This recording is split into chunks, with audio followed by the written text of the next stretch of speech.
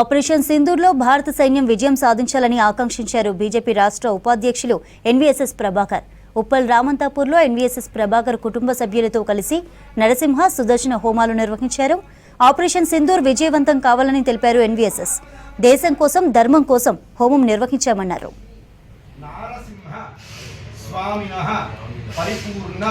దేశం కోసం ధర్మం కోసం దేశ పరిరక్షణ కొరకు ఆపరేషన్ సింధూర్ విజయవంతం కొరకు భారత సైన్యం చేపట్టినటువంటి మహత్తర కార్యక్రమం విజయవంతం కావాలని ఈరోజు మరి సుదర్శన హోమం, నారసింహ హోమంతో పాటు సుదర్శన కవచం యొక్క హోమాన్ని కూడా విజయవంతంగా నిర్వహించడం జరిగింది.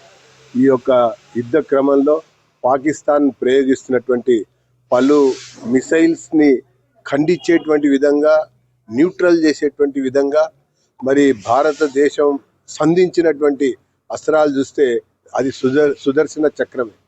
కాబట్టి మన వీర జవాన్ల యొక్క ఆత్మస్థైర్యాన్ని పెంపొందింపజేయడం కొరకు, అలాగే శత్రు నాశనం కొరకు, మరి ఉగ్రవాద నిర్మూలన కొరకు ఈరోజు ఈ యొక్క హోమం చేపట్టి